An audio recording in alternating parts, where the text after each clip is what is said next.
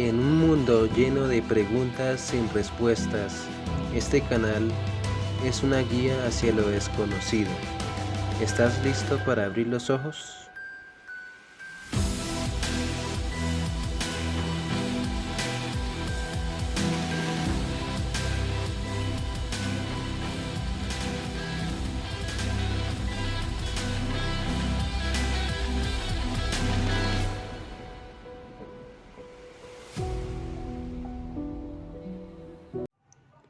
En este video vamos a tocar el tema del globalismo en Colombia.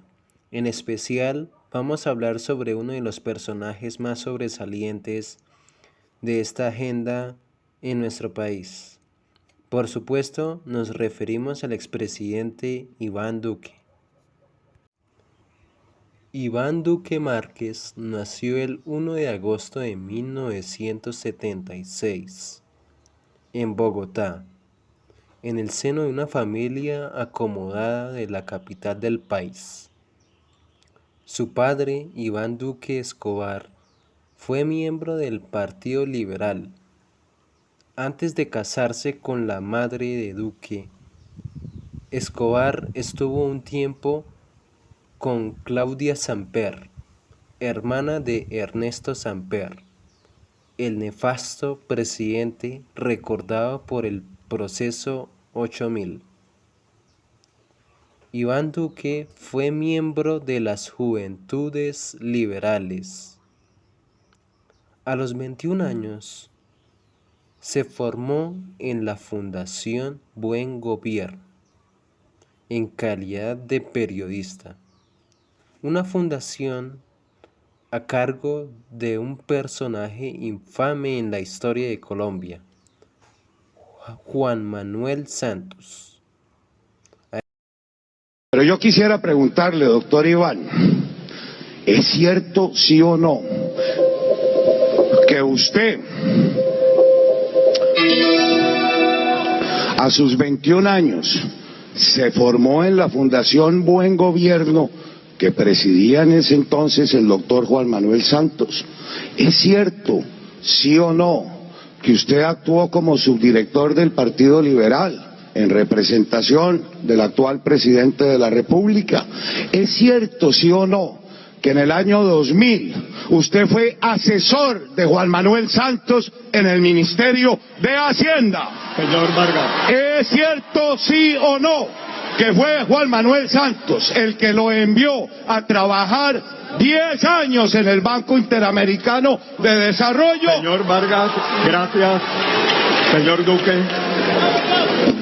Doctor Germán, una de las cosas que a mí me caracteriza como persona es que yo no niego mi pasado. Y sí, yo en efecto trabajé con el doctor Juan Manuel Santos. La última vez que trabajé con él fue en el año 2001. Esa no es la discusión no es si trabajé con él, la discusión son los que gobernaron con él y los que mal gobernaron con él.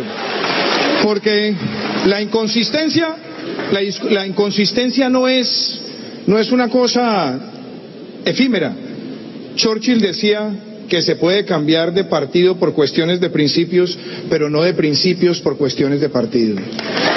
Y me parece importante porque yo lo veo ahora usted proponiendo muchas reformas al sistema tributario, pero le recuerdo que su partido tuvo ponentes en la última reforma tributaria y votó la conciliación, y en la antepasada igual. Entonces, que no sea que usted ahora quiere arreglar los problemas que ayudó a crear. Y la otra cosa, doctor Germán, usted ahora cambió de discurso en los últimos días, pero usted salió muy duro frente a muchas cosas del acuerdo, y yo recuerdo que usted mantuvo el silencio cuando estábamos enfrentando muchos procesos difíciles del país. Casi que yo le diría, doctor Germán, pensando en la consistencia, que usted es el copiloto de un avión que va en picada y se durmió todo el vuelo. Muchas gracias. A estas alturas vemos que desde sus inicios, Duque estuvo rodeado de los círculos progresistas y liberales del país. Pero continuemos. En un artículo del semanario Tolima 7 Días, reveló que no estaba de acuerdo con el expresidente Uribe, en diversos temas. Además, escribió un artículo en El Tiempo en el que exponía la tercera vía no ha muerto. Es una posición política que trata de desligarse de los conceptos tradicionales de la izquierda y la derecha, pero que en la práctica terminan siendo socialdemócratas que buscan un sistema económico mixto basado en el capitalismo y la propiedad privada, pero acompañado de agendas verdes, progresismo, aborto, etc. Además, escribió otro artículo contra el general Harold Bedoya, un general que expuso o que intuía la relación entre Samper y el narcotráfico. Los inicios en política de Iván Duque es una obra hecha 100% por Juan Manuel Santos. Santos posicionó a Duque a trabajar en el BID, Banco Internacional de Desarrollo para Latinoamérica, que como sabemos ese es uno de esos bancos globalistas, como consultor, y luego en el programa de la ONU para el desarrollo. Santos empujó a Duque a trabajar en el Ministerio de Hacienda durante el gobierno de Pastrana como asesor. Debemos recordar que el gobierno de Pastrana también fue uno de los más nefastos gobiernos de la historia de Colombia, que se caracterizó por la entrega de una parte del país al grupo terrorista y comunista FARC, en lo que se llamó zona de dispensión.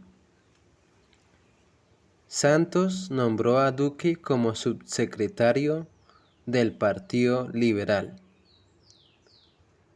Duque se ganó una beca en el National Democratic Institute, NDI, una organización perteneciente a la National Endowment for Democracy, ONG financiada por la Open Society de Soros. La National Endowment for Democracy, NED, es una ONG creada en 1983 en conjunto con el Congreso de los Estados Unidos junto con el judío Allen Weinstein. Durante la administración Reagan, es una ONG que tiene como misión luchar por las ideas de la libertad y hacer frente a las ideas comunistas.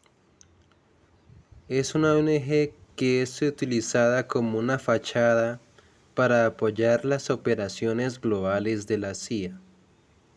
Esta organización promovió el no en el plebiscito de Chile que dio fin a la dictadura de Pinochet, además de financiar grupos opositores a Chávez, financiar movimientos separatistas en el Tíbet, sindicatos vascos que luchaban contra la organización comunista ETA, entre otros muchos episodios de la política global. Otro de los hechos más importantes de la vida de Iván Duque fue haber estudiado en la Universidad de Georgetown, una de las universidades más prestigiosas de los Estados Unidos y que es propiedad de la Orden de los Jesuitas, que históricamente se les ha considerado como el ala izquierdista o progresista de la Iglesia Católica. Entonces, podemos ver que Duque en la década de los 2000 ya estaba trabajando en organizaciones globalistas, amparado por Juan Manuel Santos y Soros. Además de que se le puede considerar como un agente jesuita. Frente a viento y marea, pasando por las críticas de los sectores más radicales del uribismo, hasta las denuncias de periodistas como Ricardo Puentes Melo, Iván Duque es elegido presidente de Colombia en 2018, en un contexto de polarización política marcado por la firma de los acuerdos de paz de La Habana y los ánimos por parte de los sectores de derecha de ejecutar las promesas de la destrucción de dichos acuerdos con el objetivo de acabar con la presencia de las FARC en el Congreso y derogar la Justicia Especial para la Paz. Pero, con el pasar del tiempo, esto no sucedió. Una vez ganó las elecciones a la presidencia en 2018, siendo presidente electo, comenzó a trazar pistas de cómo sería su futuro gobierno, iniciando primero con un viaje a España, al reunirse con el expresidente de Estados Unidos, Barack Obama, enemigo directo del presidente Donald Trump, y señalado de ser un conspirador para desestabilizar su gobierno. Luego se reunió con el presidente socialista español Pedro Sánchez, un tipo que también está dentro de las garras del globalismo y que días antes se había reunido con el magnate George Soros en la Moncloa. En pocas palabras, Duque pasó a ser parte de la estrategia globalista contra Donald Trump y los conservadores.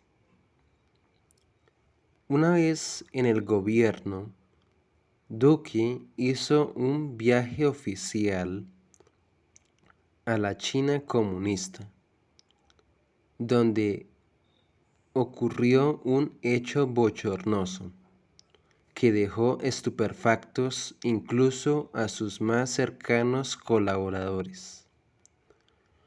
Nos referimos, por supuesto, a los honores que le hizo al difunto dictador comunista Mao Zedong, responsable de más de 60 millones de muertos. Duque, además, firmó el Acuerdo de Escazú, un acuerdo que, en pocas palabras, impide que los países pobres se desarrollen en conveniencia de los países ricos, bajo el paraguas de la lucha contra los combustibles fósiles y el ambientalismo. Durante su gobierno se legalizó el aborto y el suicidio médicamente asistido. No es casualidad que se haya legalizado estos dos pilares de la Agenda 2030, ya que fue una obra que, por supuesto, tuvo la mano de George Soros. De hecho, Duque mostró su animosidad por Soros en un artículo del año 2010 que tenía por nombre Las lecciones de Soros. Duque, durante su gobierno, desarmó a la población, una política que es compartida por Álvaro Uribe, pero no por María Fernanda Cabal. El libre porte de armas es un derecho necesario porque evita que se alcen gobiernos con tendencias autoritarias, y más cuando estamos a las puertas de que en Colombia se establezca una dictadura comunista maoísta en cabeza de Gustavo Petro. Por otro lado, su gobierno se caracterizó por un crecimiento del aparato estatal, con 14 consejerías, 2 nuevos ministerios, el Ministerio del Deporte y de Ciencia y Tecnología, además de programas asistencialistas como el Ingreso Solidario, Jóvenes en Acción y Matrícula Cero, que desde mi punto de vista podrían haberse fusionado en uno solo. No es que se esté en desacuerdo con estos programas, pero esto conlleva a severos aumentos del gasto estatal, además de que se crea una dependencia de la población a las ayudas del gobierno, cuando debería en realidad fomentarse el empleo, que es la manera más eficaz para sacar a las personas de la pobreza.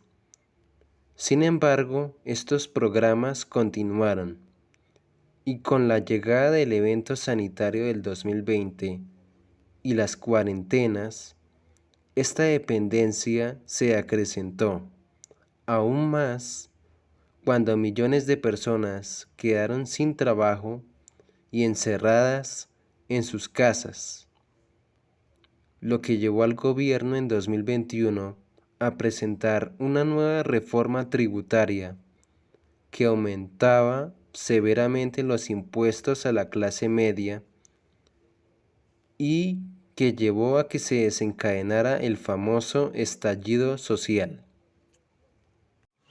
Por otra parte, debido a la llegada de Donald Trump a la presidencia, en su gobierno se dio fin a muchas de estas políticas progresistas y varias empresas y organizaciones se vieron afectadas y comenzaron a trasladar su negocio hacia Hispanoamérica, tal como sucedió con Planned Parenthood, al que Trump le recortó su financiamiento y lo que llevó a que esta organización presionara por la legalización del aborto en México, Argentina y Colombia, y verse involucrados en financiar organizaciones feministas. Además, se añade la creciente tensión entre Duque y la administración Trump por el caso de Jesús Santrich. Trump acusó que la entrada de drogas a Estados Unidos había aumentado desde la llegada de Iván Duque a la presidencia, y tiempo después presionó a Colombia para extraditar a Santrich en mayo de 2019 por el crimen de llevar cargamentos de droga a Estados Unidos. A partir de las investigaciones hechas por la DEA, que iniciaron en junio de 2017, y luego de un arduo trabajo, el 12 de junio de 2018 se presentaron finalmente las pruebas para su extradición a las autoridades colombianas.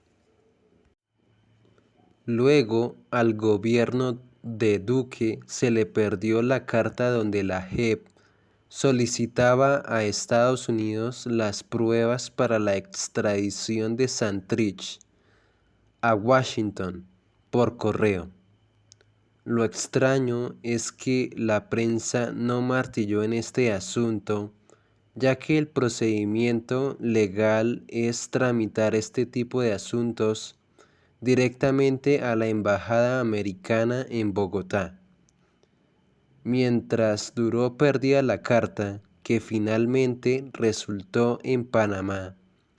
Le dio tiempo para que la defensa de Santrich presentara pruebas de sus alegatos.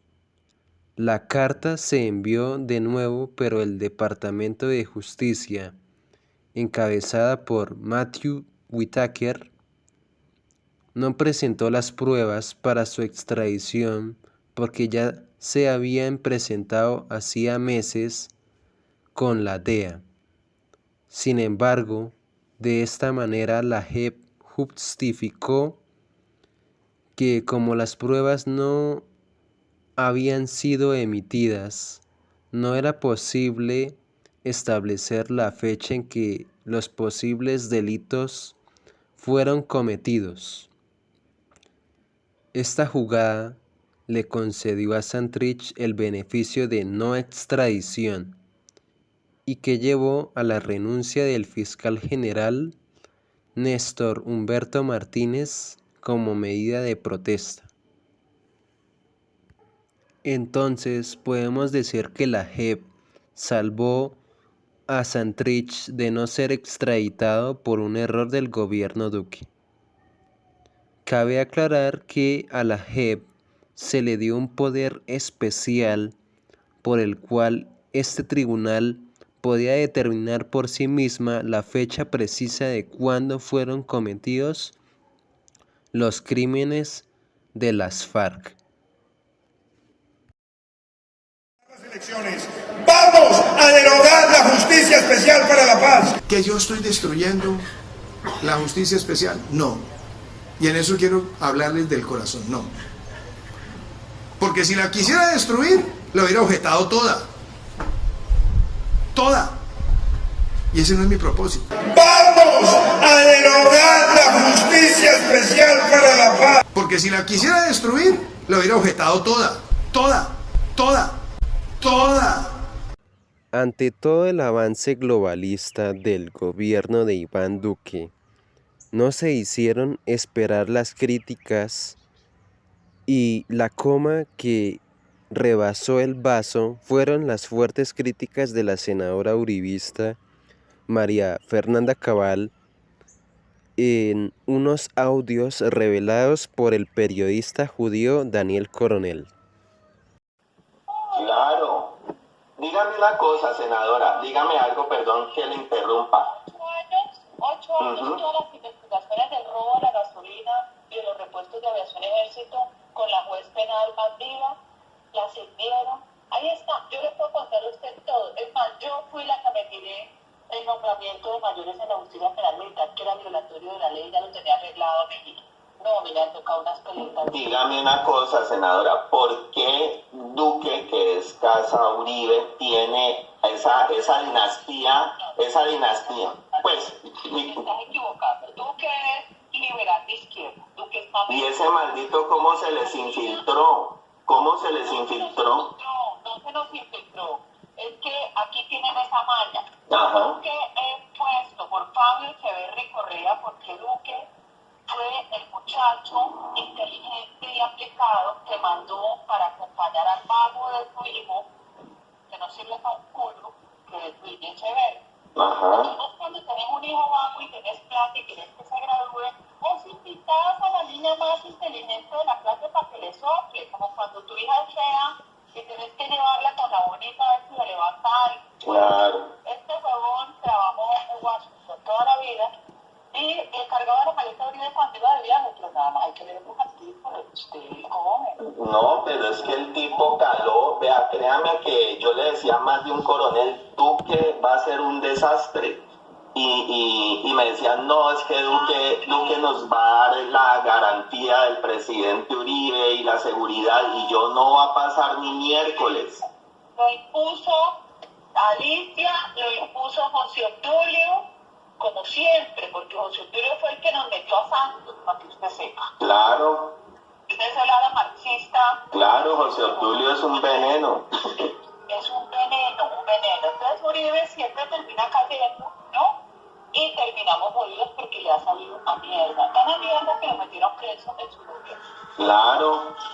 Bueno, que no, eso es un desastre. Y la gente de Mejía está atornillada en la institución, por Dios, por culpa de este pelele. Y no hay nada que hacer hasta que no se largue. Entonces yo te digo, o ganamos o nos vamos a la mierda todos.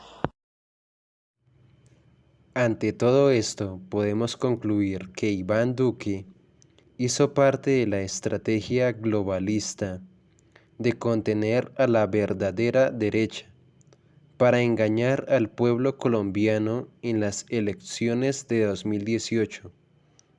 Y como agente de Juan Manuel Santos, su misión fue seguir preservando las políticas de este, como la no derogación de la JEP, la no destrucción de los acuerdos de paz y además de servir de trampolín para la llegada de la extrema izquierda al poder en Colombia. En este asunto específico, vemos que el gobierno Duque prácticamente, como dicen aquí, gobernó para la oposición comunista de Gustavo Petro. Y esto lo podemos ver como durante el estallido social de Colombia fue de manera deliberada hecha por el propio gobierno y que hacía parte de un plan más grande para un cambio de poder en Hispanoamérica hacia gobiernos de izquierda, tal como sucedió en Chile. Este plan se inició con proponer la discusión de la reforma tributaria el 1 de mayo de 2021, en el Día del Trabajo, un día muy importante para la izquierda, pero además también para las élites globales, ya que ese mismo día, hace siglos, fue fundada la histórica Sociedad Secreta de los Illuminati de Baviera, por parte del jesuita Adam Weishaupt. Como habíamos dicho antes, la reforma tributaria tenía como fin obtener más recursos para financiar un Estado asistencialista a costa de empobrecer aún más a la clase media colombiana. Otro hecho deliberado fue la puesta en escena, la entrevista que le concedió Vicky Dávila al exministro Carrasquilla y que causó polémica por no saber el precio exacto de una docena de huevos y que lo único que hizo fue enardecer a la gente, aumentar la indignación y darle la razón a la izquierda política de Petro.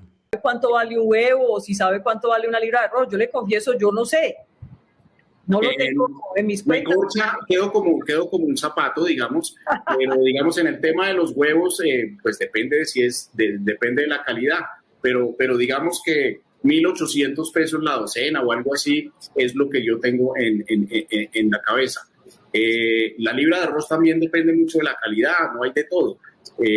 Debemos tener en cuenta que la revista Semana le pertenece a la familia Gilinski, una de las familias más poderosas del país, de origen judío.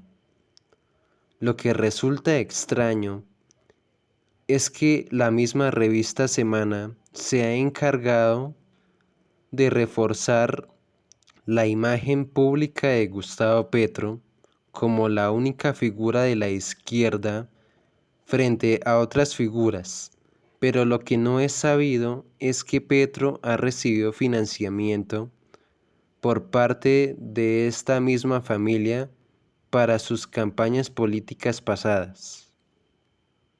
Además, resulta aún más extraño que Duque no hubiera tomado cartas en el asunto cuando el registrador Alex Vega, ficha de Santos, contrató a la empresa española Indra, con fuertes conexiones con el PSOE de España, como empresa encargada del escrutinio de las elecciones presidenciales del año 2022 y que posteriormente dieron como ganador a Gustavo Petro. De hecho, hubo informes de que hubo fraude electoral, pero el gobierno no tomó cartas en el asunto. De esta manera, Duque consumó su traición a Colombia. Pero lo más triste es que aún así hay colombianos que viven engañados y todavía aclaman y aplauden al expresidente. Pero una vez más decimos que Iván Duque le entregó a Colombia al terrorismo del M-19. Bueno, gracias por ver el video, no olviden suscribirse y seguir el canal. También pueden seguirnos en nuestras redes sociales, en Blogger como Noticias Patriotas, en Facebook como Nueva Derecha Colombiana y en X como @StevenQPatrio. Gracias y hasta la próxima, amigos.